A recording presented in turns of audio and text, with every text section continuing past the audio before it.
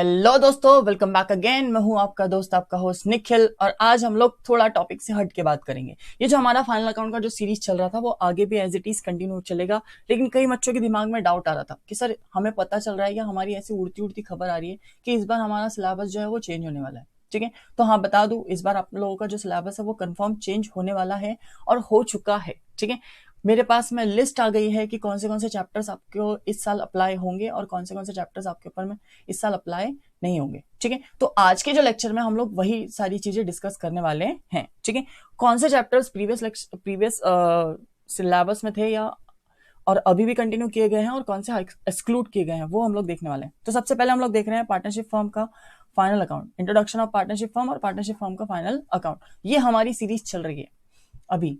जो हम लोग पार्टनरशिप फर्म का फाइनल, जो अभी हम लोग फाइनल अकाउंट देख रहे हैं ना, वो बेसिकली पार्टनरशिप फर्म का ही है।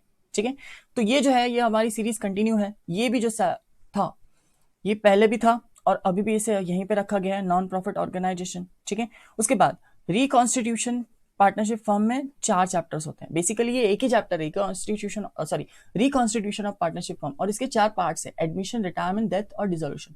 तो ये चारों पार्ट को उन्होंने एज इट इज रखा है पुराने सिलेबस के हिसाब से। Bills of exchange as it is है, ठीक है, पुराने सिलेबस के हिसाब से। Companies account, issue of shares, ये भी एज इट इज है पुराने सिलेबस के हिसाब से, इसमें भी कोई ज्यादा चेंजेस आए नहीं है। ठीक है, उसके बाद चेंजेस आए कहां पे है, इन्होंने एक नया चैप्टर ला के रख दिया यहाँ पे, एनालिसिस ऑफ फाइनेंशियल स्टेटमेंट। तो थोड़ा बहुत, ज्यादा ना घुसते हुए, थोड़ा बहुत और ऊपर ऊपर से देखेंगे, क्योंकि देखिए जब हम लोग इसको क्लासेस में या सीरीज के थ्रू जब उसको समझने की कोशिश करेंगे तब तो ये कवर होगा ही होगा, बट थोड़ा बहुत देखते हैं कि ये नया चैप्टर लाया क्यों गया है या किस बेसिस पे काम कर रहा है ये। ठीक है, अब ये इसका नाम से ही समझ में आ रहा है, analysis of financial statement.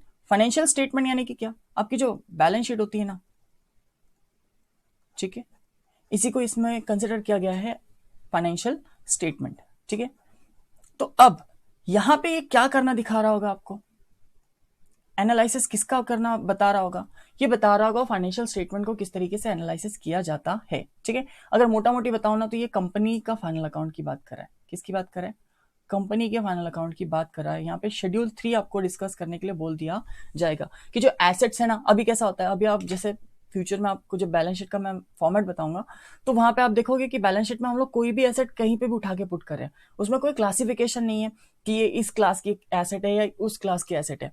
But जैसे आप आगे जाते हो ना, ठीक है, बिजनेस के फॉर्म में या अपने एजुकेशन के फॉर्म में, तो आपको पता चलता है कि अब जो पुराना सिस्टम था वो मैक्सिमम लोग फॉलो नहीं कर रहे। अब क्या कर रहे हैं, अब उन्होंने क्लासिफिकेशन रखा है। पूरी बैलेंस शीट तो एक क्लासिफिकेशन के फॉर्म में ही है, लेकिन उस जो बैलेंस शीट आप बना रहे हो उसमें भी एक छोटे छोटे क्लासिफिकेशन करके रखे हुए हैं, ताकि आपको क्या हो, आपको बेटर तरीके से अंडरस्टैंडिंग हो पाए कि ये बैलेंस शीट क्या कहना चाहती है। ठीक है, तो एनालिसिस ऑफ फाइनेंशियल स्टेटमेंट, ये एक नया टॉपिक डाला है उन्होंने। ठीक है, और एक दूसरा टॉपिक डाला है यहाँ पे, कंप्यूटर इन अकाउंटिंग। यानी कि क्या कहना चाहता है, बेसिकली जो अब आज की डेट में जो अकाउंटिंग हो रही है वो बेसिकली किस पे हो रही है, वो आपके पेन पेपर लेके, आप रजिस्टर लेके आप रिकॉर्ड नहीं करते हो, आप उसको कहाँ रिकॉर्ड कर रहे हो, अब आप उसको रिकॉर्ड कर रहे हो कंप्यूटर पे।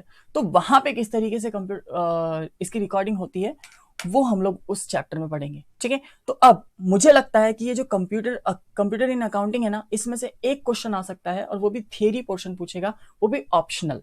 ठीक है, जहां तक कि मुझे लग रहा है। ठीक है, क्योंकि अभी तक के पेपर पैटर्न नहीं आया, सिर्फ और सिर्फ सिलेबस आया है बाहर। ठीक है, जैसे ही पेपर पैटर्न आ जाएगा मैं आपको वो भी डिस्कस करूंगा, जैसे 1-2 दिन या मुश्किल से 1 वीक होगा, 1 वीक के अंदर अंदर अगर वो पेपर पैटर्न मेरे पास आ जाता है तो मैं वो भी डिस्कस करूंगा कि किस तरीके से आपका पेपर आएगा। ठीक है, बट अभी के लिए अगर हम लोग देखें तो नए चैप्टर में 2 चैप्टर्स इंक्लूड किए गए हैं, जिसे मैंने क्रॉस किया है, देख लीजिए।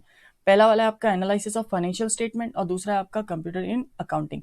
बाकी एज इट इज जो पुराने सिलेबस में जो चैप्टर्स इंक्लूड किए गए थे वही के वही सारे के सारे न्यू सिलेबस में भी आपके चैप्टर्स डाले गए हैं, उसमें कोई भी चेंजेस आया नहीं है। ठीक है, थोड़ा बहुत इक्का दुक्का चेंजेस आए होंगे, मे भी हो सकता है क्वेश्चंस थोड़े बहुत चेंज कर दें, बट क्वेश्चन से हमें क्या फर्क पड़ता है, चैप्टर तो वही है ना। ठीक है, मे भी हो सकता है थोड़ा बहुत टफ लेवल का क्वेश्चन डाला होगा, बट टफ क्या होता है, अगर एक बार हमें कोई चीज समझ में आ गई तो उसमें टफनेस का सवाल ही पैदा नहीं होता, वो सिर्फ हमें करना होता है। ठीक है, और जितनी ज्यादा हम प्रैक्टिस करेंगे उतना ज्यादा वो अच्छे तरीके से हमें जमना स्टार्टअप हो जाएगा।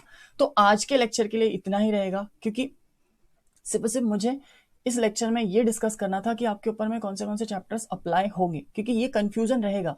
कई कई लोग तो सोच रहे थे हमें फाइनल अकाउंट पढ़ाया तो जा रहा है, पर अगर कहीं ऐसा ना हो कि हमारा फाइनल अकाउंट हमारे सिलेबस से ही निकाल दिया जाए, तो जो इतनी मेहनत हम लोगों ने की फाइनल अकाउंट को समझने के लिए, पढ़ने के लिए, हम लोगों ने लेक्चर्स देखे, वो सारी की सारी जो मेहनत है वो वेस्ट हो जाएगी।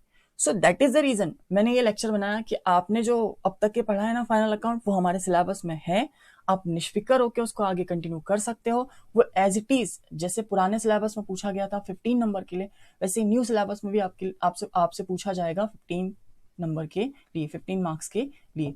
तो आज का लेक्चर हम लोग यहीं पे कंक्लूड करते हैं और मिलते हैं नेक्स्ट लेक्चर में, ठीक है, जहां पे हम लोग डिस्कस करेंगे प्रॉफिट एंड लॉस अकाउंट का सेकंड पार्ट, ठीक है।